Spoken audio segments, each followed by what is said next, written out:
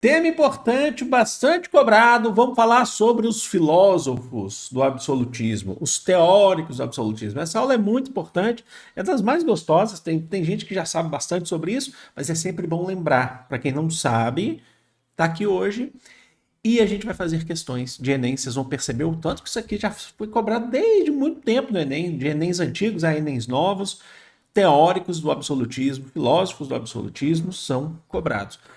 O que é o absolutismo? O absolutismo são os reis centralizadores da política no início dos estados nacionais modernos, a partir do século XV, XVI, vai até o século XVII, XVIII, porque aí depois a Revolução Francesa meio que acaba com isso, né? Meio não, acaba, né? Com o primeiro grande modelo dos reis absolutistas. A gente teve essa aula em história e agora é hora de passar ela para a filosofia. Os teóricos que de certa forma, justificavam o poder desses reis ou desses monarcas centralizadores. Então, o material está aqui na descrição. Não deixa de seguir a gente aqui também e nas redes sociais. E outra coisa legal, eu comecei a fazer lives de produtividade na Twitch. Link está na descrição aqui para vocês de manhã. De manhã a gente vai, está precisando estudar? Você quer uma companhia para estudar? Vem comigo. Eu estou lá, escutando um lo-fizinho, quietinho, só lendo, preparando conteúdo. Aí a gente troca uma ideinha rapidinho ali, mas tudo muito de leve, tá? Para quem quiser, todos os dias, de segunda a sexta, das 9 às 11 da manhã. Se tiver algum problema, eu aviso vocês. Tá aqui já, então vamos, como eu falei para vocês, é nossa aula de intensivo, então a gente não tem segredo, né, gente? É direto ao ponto aqui. Basicamente, a gente trabalha aí com três grandes filósofos. O primeiro é o Nicolau Maquiavel, florentino Nicolau Maquiavel, estava lá em Florença, na Itália. Um ponto importante é que o Maquiavel ele não falava para nenhum rei, né? Ele escreveu a sua principal obra, O Príncipe, falando para Lorenzo de Médici, que era da família dos Medici, né? O Médici, o Medici, uma família importante do Renascimento, né? Principalmente da Itália renascentista, mas não se limitava só à Itália, não. Ele escreve O Príncipe, que é basicamente um manual de como chegar, como que um governante deve chegar no poder e se manter no poder. Então, não necessariamente ele está falando para um rei ou para um príncipe, ele fala em linhas gerais para um governante, como que deve ser o governo centralizador desse governante. O que vai unir os três filósofos aqui é a centralização do poder, a defesa, cada um tem a sua forma, mas é a defesa da centralização. O que o Maquiavel, o grande ensinamento aqui do Maquiavel é que a política está acima de qualquer moral. Eu falei isso inclusive na aula de reformas religiosas para vocês, que a obra O Príncipe do Maquiavel foi colocada no Index Librorum Prohibitorum. Entrou na lista de livros proibidos pela igreja, porque essa frase, essa ideia dele da política estar acima da moral, é assim, você, enquanto governante, deve fazer política a maneira que se mantenha. O mais importante é conquistar o poder ou manter o seu poder para você e depois para suas futuras gerações. Não interessa nenhum tipo de moral. Mas a minha moral religiosa não interessa. O importante é o poder. A igreja não gostou disso, né? Moral católica, então está acima até da moral católica, acima de qualquer moral. E isso leva ao pensamento, tá? O pessoal vai, ele não falou, não escreveu essa frase. A gente está falando do pensamento, tá? Não importa se ele não escreveu. A obra traz esse pensamento para a gente, que é o famoso fim justifica os meios. O que significa isso? Que o fim é ou conquistar o poder ou manter o poder. E o meio é o que você vai fazer para que isso aconteça. O seu fim ele é maior do que a forma que você vai fazer. Então, por exemplo, ele é o grande interesse, é o fim, é o final. Então, para eu poder me manter no poder, eu tenho que fazer guerra lá com várias outras nações e vou ter que matar vários civis. O fim justifica os meios. Então, por isso, a política faz a política, está acima de qualquer moral, não interessa, não interessa. Então, assim, o importante é conseguir, o importante é conquistar o poder ou se manter no poder, tá bom? E esse, então, é um ponto do Maquiavel. Então, esse governante ele tem que ser um centralizador, ele tem que ser bruto, certo? E aí ele usa alguns conceitos também na sua obra, como por exemplo que o governante ele precisa contar com a sorte, que é a fortuna, né, o fortu. O que é a sorte? Vamos entender aqui que ele fala de sorte, ele está falando de oportunidade. Ó, exemplo, surgiu um reino que está tendo uma crise de sucessão, porque o rei ele não deixou herdeiros, homens, só mulheres. Naquele tempo, eles não deixavam, né, as mulheres governarem. Então surgiu uma possibilidade. Olha e vai lá conquistar aquele reino. Vê se você é um parente próximo, ou vê, mesmo que não seja, vai lá e conquista através da violência, da força. Ele fala que pode ser através da força, pode ser através de política e tal, mas vai lá conquistar. Surgiu a oportunidade. Mas se você não for bom o suficiente, de nada adianta, porque você precisa ter qualidades, que são virtudes, certo? Precisa ter virtudes. Você precisa ter... Não adianta só ter oportunidade, você precisa ser bom naquilo. Então ele fala, ó, você precisa ter a força de um leão quando você precisa agir com violência e a destreza da raposa quando você precisa agir com inteligência, certo? E aí uma parte muito importante, que é bem cobrada, que é o famoso é melhor que o rei seja temido do que amado. Ele fala, seria bom ser os dois, é melhor ser temido e amado ao mesmo tempo. Mas isso não dá. Ou o governante é temido ou amado. E na escolha entre o temido e o amado, que seja temido, porque o temor faz com que te respeitem. O amor faz com que cheguem muito perto e um dia podem querer tomar o seu poder. Certo? Então mantenha distância. O Maquiavel fala, cuidado com o ódio. Fazer as pessoas terem medo de você não é fazer elas terem ódio de você. Então sempre vai lá, entrega alguma coisa para o povo, mesmo que eles tenham medo de você. Porque a memória do povo é curta. Mas você vai lá e entrega alguma coisa, certo? Em alguns momentos ele fala, em alguns casos o povo não esquece, mas em alguns momentos você vai lá e entrega alguma coisa para eles, para mostrar o quanto que você faz por eles. Mas nunca deixe eles te amarem, nunca deixe eles chegarem perto de você. Não confia no povo, tá? É isso, esse é um ensinamento. Não confia em ninguém, tá bom? É um dos grandes ensinamentos aí do Maquiavel. Falei para vocês que era direto, vamos para o outro, que é o Thomas Hobbes, que tem lá um livro, uma obra muito importante, chamada de Leviatã. O Thomas Hobbes está lá no século XVII, o Maquiavel está no século XVI. O Thomas Hobbes, que aí ele é inglês, né? Ele já traz umas ideias um pouco diferentes do Maquiavel. O Thomas Hobbes, ele tenta meio que justificar o porquê que o rei absolutista é um rei absolutista.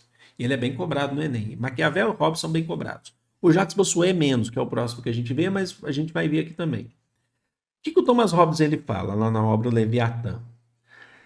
Ele fala que a gente vivia, os seres humanos viviam em um estado de natureza. O que é o estado de natureza? É um estado antes da formação da sociedade civil. Vários filósofos, pensadores vão falar sobre esse estado de natureza e cada um tem uma ideia diferente de como era. O John Locke, no Iluminismo, vai falar que era contemporâneo ao Hobbes, inclusive. Porque o John Locke é do século XVII, não XVIII.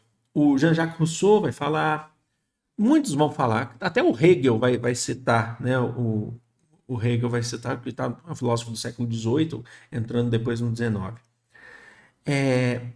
O que acontece? O que é esse estado de natureza? É um estado nosso da vida antes de ter uma organização civil, antes de ter uma sociedade organizada, antes da organização da sociedade civil. É isso. E esse estado, por ser natural, ele não tem leis. Na verdade, existem as leis da selva, lei natural da selva. Então é um estado onde você tem 100% de liberdade, porque não há nenhuma lei imposta sobre você. Não existe governo. Então você tem 100% de liberdade. Quer dizer que você pode fazer o que quiser. A base do Thomas Hobbes, nesse estado de natureza, que é um estado que está em guerra. Por que está em guerra? Porque você não vai ser punido se você fizer uma crueldade. Então você vai... Eu quero conquistar um objetivo aqui, eu quero ter um negócio aqui que eu não tenho. Eu vou lá e faço guerra com outras pessoas, eu vou lá e tomo da outra pessoa. Não preciso me preocupar de me esconder, Uma pessoa quer matar precisa matar é sacanagem, não. A pessoa quer matar a outra, ela vai lá e mata, ela não tem que, agora a polícia vai me pegar. Não, não tem polícia, polícia é braço armado do Estado, se não tem Estado, entendeu? Na concepção de Hobbes. Então, por isso, ele parte do princípio de que o ser humano nasce mal por natureza. E ele usa a famosa frase, na verdade ele justifica, é um pensamento, tá? O homem é o lobo do próprio homem. O homem é o lobo do próprio. O que ele quer dizer próprio homem? O que ele quer dizer com isso? Tem um vídeo meu antigo de Hobbes, mozão, que eu vou ver, eu vou falar essa frase. Eu tava tão nervoso porque é antigo, dos primeiros vídeos do canal. Eu falo, o homem é o homem do próprio homem. Então ele fala assim, o homem é o lobo do próprio homem. O que ele quer dizer? O lobo é um selvagem. O lobo é o homem. Você não precisa ter um selvagem, você é o selvagem. Porque o que você vai conquistar, o que você quer no estado de natureza, você vai e pega. Só que esse estado é legal? Não, você vai viver em constante desequilíbrio, desconfiança, porque você tem medo do outro vir querer te matar, porque não tem lei. Ou você mesmo pode fazer isso com os outros. Então, em busca de uma paz, um mal necessário, existe o chamado contrato social. O que é o contrato social?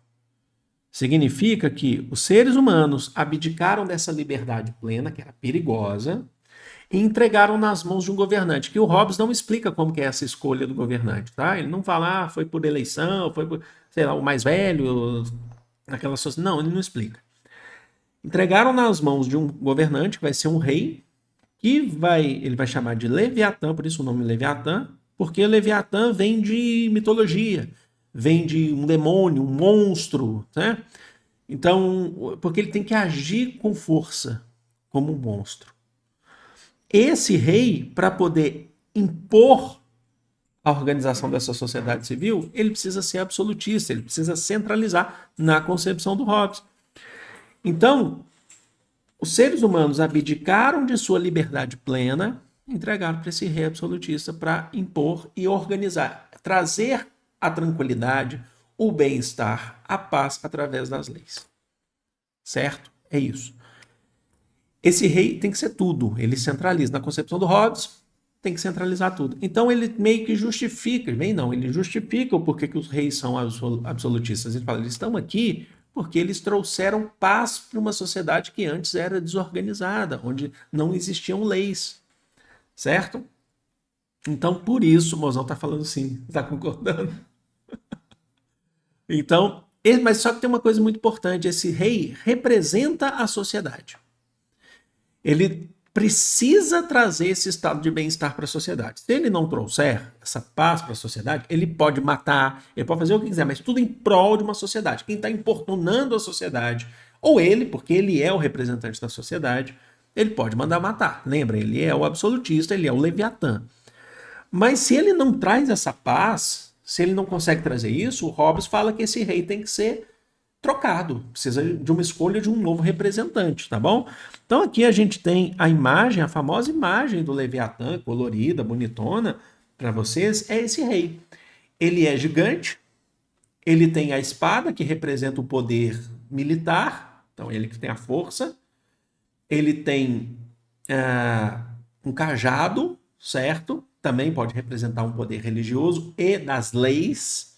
Ele tem a coroa que mostra que ele é o centralizador de tudo.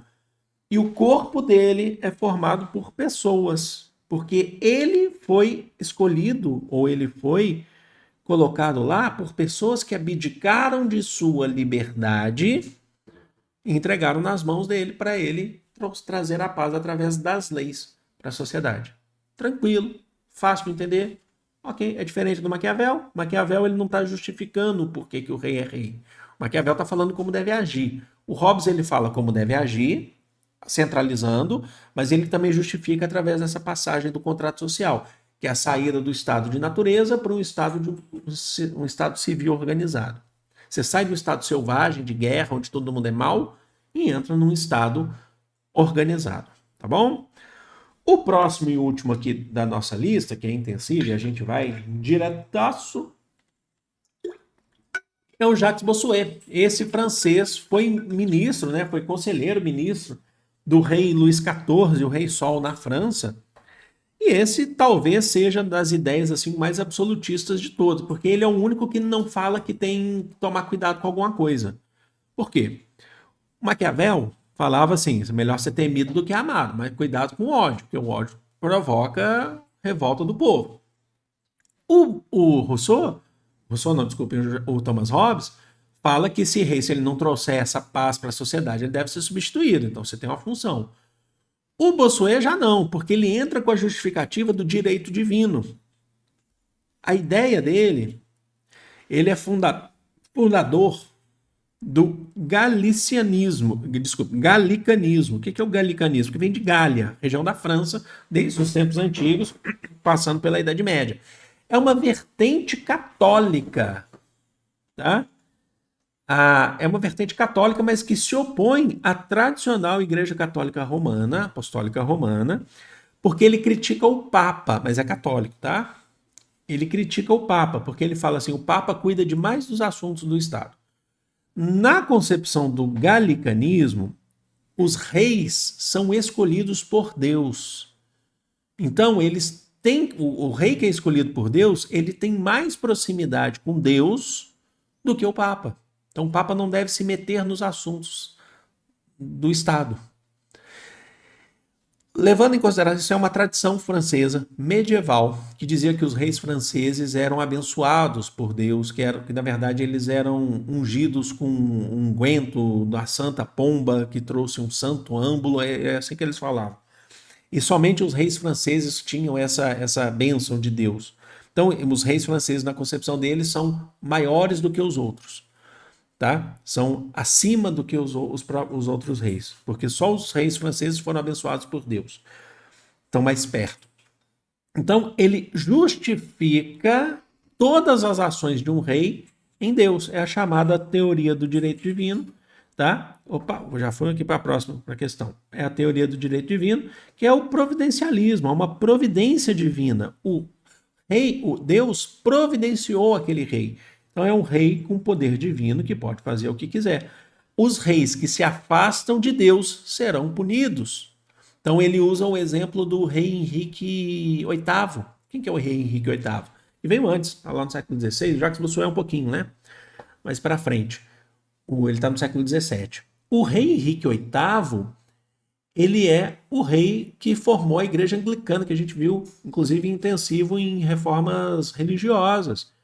Ele rompeu com a Igreja Católica em busca das terras, de tudo da Igreja Católica. Então, segundo o Jacques Bossuet, né, o Henrique VIII ele se afastou de Deus e foi punido. Tanto é que o Henrique VIII morreu bem doente. Morreu rei, mas bem doente. Então ele fala, tá vendo? Ele morreu bem doente, tal, ele tinha vários problemas e tal. Então ele usa esse exemplo. Então ele fala: é a famosa teoria do direito divino que Deus quis. Aqui não existe brecha, sabe? Mas cuidado com isso. Não, não tem. Você foi enviado de Deus. E não pode se revoltar. Quem se rebela contra o rei, rebela-se contra Deus. Então é isso. Básico, fácil de entender. Vamos para as questões. Então aí nós temos a primeira questão do Enem 2019 falando sobre Nicolau Maquiavel. Eu tinha um amigo na faculdade, fala aqui pro mozão, e para vocês, que ele, quando ele ficava lendo, ele gostava de ser chique. Então ele lia Maquiavel em latim. Ele não lia, o livro era em português, mas ele falava, quando ele ia falar Maquiavel, ele falava Nicolai Machiavellis. Fazia diferença nenhuma. Vamos lá, Enem 2019. Para Maquiavel, um homem decide dizer a verdade, pondo em risco a própria integridade física. Então você fala a verdade e você fala, ó, vou pôr em risco a própria integridade física. Tal resolução diz respeito apenas à sua pessoa, tá? Mas se esse mesmo homem é um chefe de Estado, tudo bem, se ele falar a verdade, pondo a sua integridade física, beleza. Mas se ele for um chefe de Estado, a questão é diferente. Os critérios pessoais não são mais adequados para decidir sobre ações cujas consequências se tornam tão amplas, já que o prejuízo não será apenas individual, mas coletivo. Então, se você for um rei, ou um governante, um chefe de Estado, se quiser falar uma verdade, você ter que tomar cuidado, porque o resultado disso, a consequência pode ser coletiva. Se for só você individualmente, beleza, mas se você for um chefe de Estado é diferente. Nesse caso, conforme as circunstâncias e os fins a serem atingidos, pode-se decidir que o melhor para o bem comum seja mentir. Então, se você for um chefe de Estado, para poder salvar aquela sociedade e tal, às vezes é melhor mentir. Tá bom? E aí você está botando risco em todo mundo, não só você. O texto aponta uma inovação na teoria política da época moderna, expressa na distinção entre.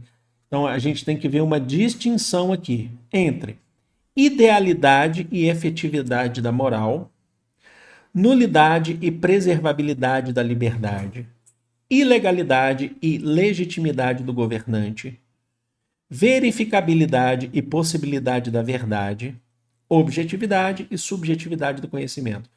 Não é difícil, a questão é que as palavras podem confundir a gente. A alternativa correta é A, porque olha só, qual seria o ideal? Ideal, falar a verdade. Certo?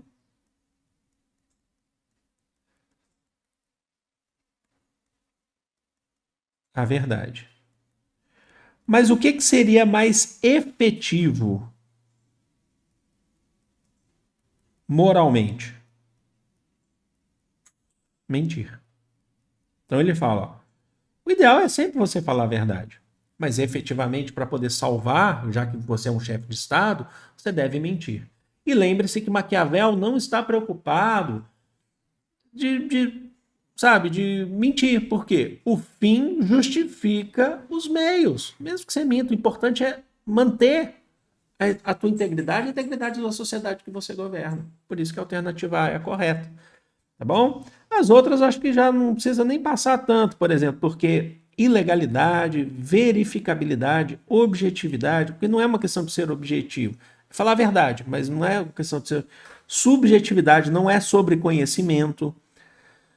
O segundo termo seria possibilidade da verdade? Não, é você mentir, então não é possibilidade de verdade.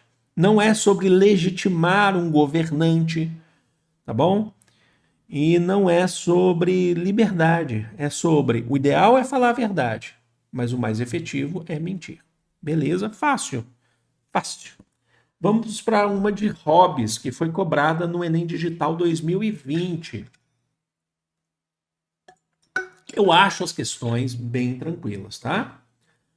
O fim, último. Mozão, fica de olho lá no almoço. Tá. Ó. O fim último, causa final e desígnio dos homens, ao introduzir uma restrição sobre si mesmos, sobre a qual os vemos viver nos estados, é o cuidado com a sua própria conservação e com a vida mais satisfeita. Quer dizer, o desejo de sair da mísera condição de guerra, estado de natureza, sair da mísera condição de guerra, que é a consequência necessária das paixões naturais dos homens. Quando ele vai falar em paixões naturais, ele está falando que você mata por amor, você mata por ódio, você mata por raiva, sabe? Ele, inclusive, tem textos, assim, tem um capítulo explicando todas as paixões, né, que são os sentimentos que você pode matar, tá? Como o orgulho, a vingança e coisas semelhantes. É necessário um poder, é necessário, visível, capaz de mantê-los em respeito. Eles quem? Os súditos, as pessoas. Forçando por medo do castigo, então você tem que ser um centralizador, que você faz, se você não seguir a lei, você vai sofrer um castigo. Ao cumprimento de seus pactos e ao respeito às leis, que são contrárias às nossas paixões naturais. Então, as leis são contrárias às paixões naturais. As paixões podem te levar ao crime, mas a lei te impede porque você tem medo de ser punido, porque agora tem lei. Básico. Básico, básico, básico. Para o autor, o surgimento do Estado Civil estabelece as condições para o ser humano fazer o quê? Internalizar os princípios morais, objetivando a satisfação da vontade individual. Vamos marcar aqui os conceitos. Aderir à organização política, aderir à organização política. Já vamos eliminar, porque se é um rei absolutista, é só ele que faz política, lembra? Ele é centralizador. Almejando o estabelecimento do despotismo, o despotismo seria o rei, tá? O rei absolutista. Almejando o estabelecimento do rei absolutista. Aprofundar sua religiosidade, contribuindo para o fortalecimento da igreja. Então, ó, na sociedade civil, cria-se condições para o ser humano fazer o quê? Assegurar o exercício do poder.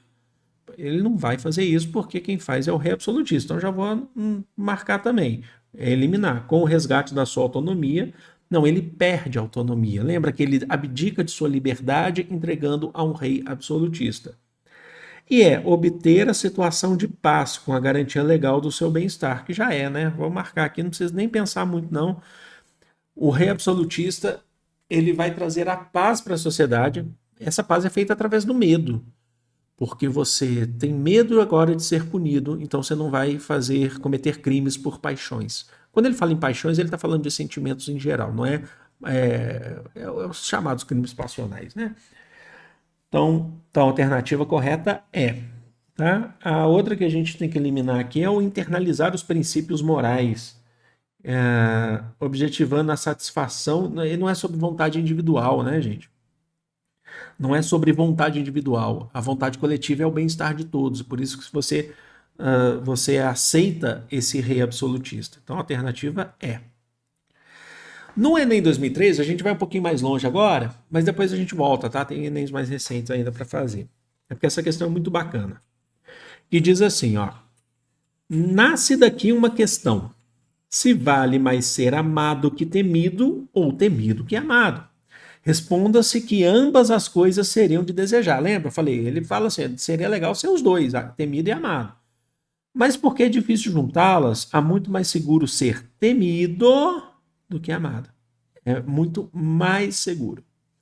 Quando haja de faltar uma das duas. Então, entre ser temido e amado, não dá para ser os dois, seja temido.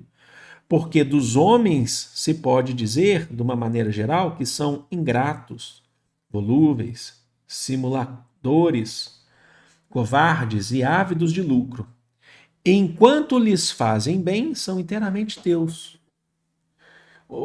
Oferecem-te o sangue, os bens, a vida e os filhos. Quando, como acima disse, o perigo está longe, mas quando ele chega, revoltam-se. Então, deixa afastado. Seja temido, porque não confia no povo, não confia nos homens, nas pessoas. Então tá lá o príncipe do Maquiavel. Fica tranquilo, acho que fica fácil. A partir da análise histórica do comportamento humano em suas relações sociais e políticas, Maquiavel define o homem como um ser munido de virtude, quer dizer que ele tem qualidades, né? Virtude e qualidade, né? Com disposição nata a praticar o bem a si e aos outros. Em uma oposição ao Hobbes, né, que fala que o ser humano naturalmente é mau. Possuidor de fortuna. Fortuna é sorte, oportunidade. Valendo-se de riquezas para alcançar êxito na política. Mas aqui o fortuna está sendo empregado como dinheiro mesmo, como riqueza, tá? Não como sorte. Guiado por... É porque eles falam, você sabe, que em italiano... Como é que fala boa sorte? Buona fortuna. Entendeu? Guiado por interesses, de modo que suas ações são imprevisíveis e inconstantes. Naturalmente racional, vivendo em um estado pré-social e, portanto, seus direitos naturais. Sociável por natureza, mantendo relações pacíficas com seus pares. Você para pensar, o Maquiavel está falando para você tomar cuidado com as pessoas. Então essas pessoas não são sociáveis, são pacíficas, elas não são, vamos lá, não querem praticar o bem para ele, para elas e para todo mundo, então vocês eliminar. Quando falo naturalmente racional, Maquiavel não faz esse debate sobre isso, nesse contexto aqui, pelo menos, vivendo em um estado pré-social e, portanto, seus direitos naturais. Ele não está falando sobre direitos naturais. Quem vai trabalhar com direitos naturais é o John Locke, tá bom? Então é uma alternativa que remete a John Locke. Ficamos entre a B e a C. A B de bola está errada. Por quê? possuidor de fortuna, valendo-se de riqueza para alcançar êxito na política. Ele não está falando sobre isso. Ele está falando que você não deve confiar nas pessoas porque eles são inconstantes. Olha só, são volúveis, simuladores, covardes e ávidos de lucro. É porque teve aqui ávidos de lucro. Eles querem lucro, tá? Eles querem poder. Então, a alternativa C. Eles são guiados por interesses. Tudo isso aqui que a gente falou são interesses. De modo que suas ações são imprevisíveis e inconstantes. Então, é melhor você ser temido por eles do que amado. Mantenha a distância. Alternativa C. Então, a B fala que é possuidor de fortuna. Ele não está falando que o povo tem dinheiro, o povo tem riqueza. Então, ele tem riqueza para poder conquistar. Não, ele está falando do povo. Tá bom? Vamos lá, uma Enem 2015 de Thomas Hobbes, que diz assim para a gente. A natureza fez os homens tão iguais quanto as faculdades do corpo e do espírito. Embora por vezes se encontrem um homem manifestadamente mais forte de corpo, às vezes um homem mais forte no corpo, ou de espírito mais vivo do que o outro, mesmo assim, quando se considera tudo isso em conjunto, a diferença entre um homem e outro homem não é suficiente considerável para que um deles possa, com base nela, reclamar algum benefício a que o outro não possa igualmente aspirar. Aqui tem uma passagem na obra Leviatã que o Thomas Hobbes está falando do estado de natureza. Certo? Ele fala que, às vezes, no estado de natureza, quando você não tem leis, uma pessoa mais fraca ela pode derrotar uma pessoa mais forte, porque ela pode utilizar de artimanhas. Então você não pode confiar. Porque uma pessoa mais fraca pode ter uma arma, enquanto é mais forte não. Então não é só o corpo físico que define quem que vai fazer isso. Então, para Hobbes, antes da constituição da sociedade civil, esse antes é o quê, gente? Estado de natureza.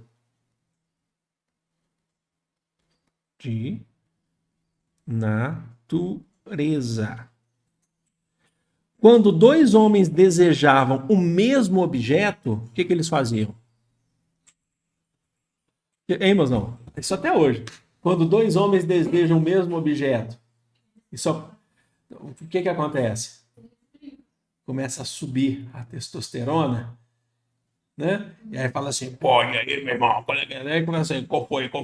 Não é assim? Não é assim? Então, a alternativa correta já é a que a gente vai marcar aqui, entrava em conflito. Aconteceu alguma coisa com eles, se um deles matasse o outro? Não, porque você não tem leis. Lembra que a lei vai surgir quando eles vão abdicar da liberdade plena, entregar um governante, e aí esse governante vai governar através das leis e vai impor um medo. Falou assim, se vocês fizerem isso, vocês vão ser punidos, tá? Então, alternativa A.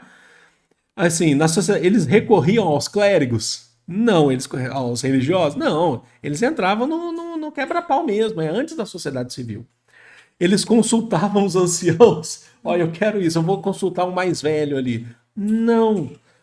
Lembra que na concepção de Hobbes, o homem nasce mal. Não é que ele sai assim, eu quero destruir o mundo, sabe? A gente estava até conversando com o Mozão esses dias aí, falando assim, qual que é a função dos vilões de quadrinhos? Eu quero dominar o mundo. Pra quê? Vai fazer o quê com o mundo dominado?